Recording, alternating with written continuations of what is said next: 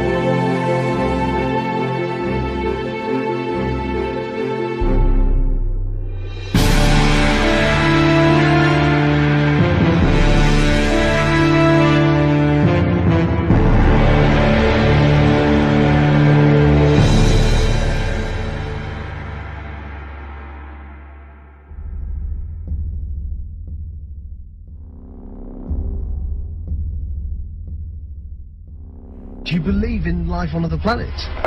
Oh yes, there's not much question at all. But there's life throughout the universe. We're not alone in the universe at all. You're convinced that we're not alone in the universe? Oh, I know for sure we're not alone in the universe. And I happen to be privileged enough to have been on the fact that we have been visited on this planet. And the UFO phenomenon is real, although it's been covered up by our governments for quite a long time. It is a real phenomenon. And there's quite a few of us. It's been well covered up by all of our governments for the last 60 years or so. But slowly it leaks out, and some of us are privileged to have been briefed on some of it. But I've also been in military circles and intelligence circles that knows beneath the surface of what has been public knowledge that, yes, we have been visited. I have been deeply involved in certain committees and certain research programs with very credible scientists and very intelligence people that do know the real inside story, and I am not hesitant to talk about it. There's quite a bit of contact going on. We have been visited. The Roswell crash was real, and a number of other contacts have been real and ongoing.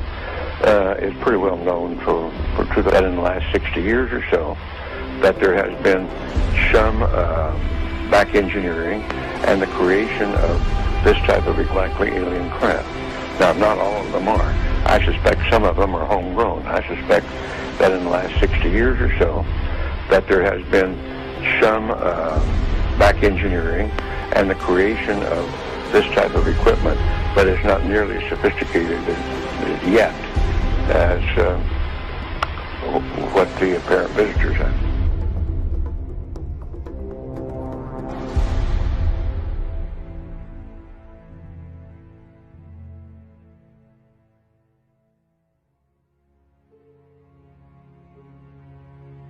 They're very slow. They're not going away from me more than maybe 3 or 4 miles per hour. They're going at the same speed I am, approximately.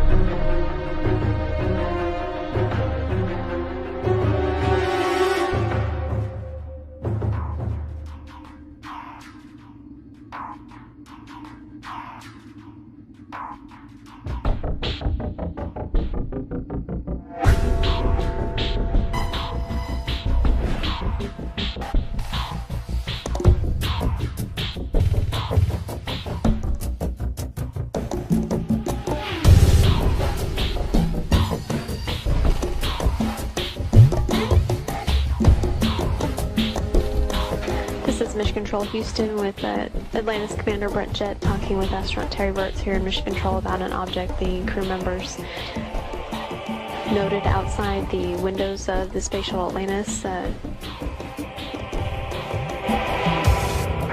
we're in the process of taking pictures with the 400. We've got several other other pictures as well, but the best view we got was through the binoculars, and the best way I can describe it is there's some kind of reflective cloth or with a metallic-looking type of cloth, a structure that's definitely not rigid, or it's not a solid metal structure.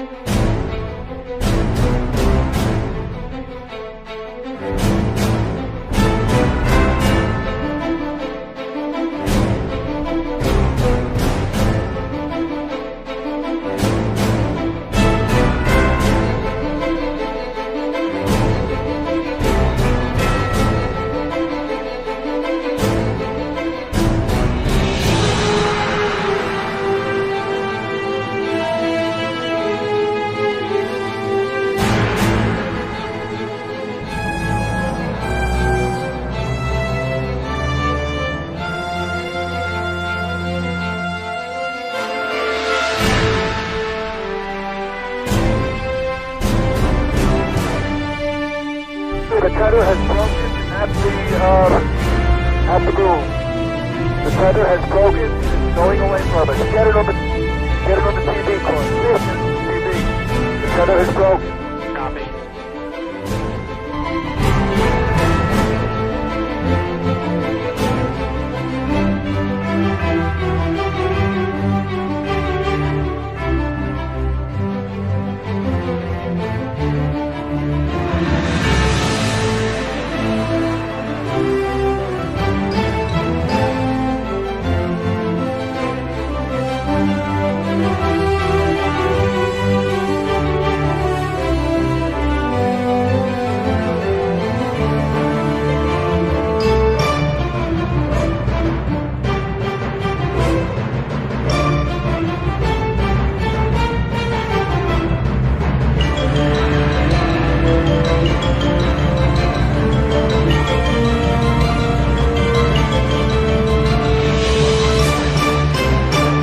Getting the image?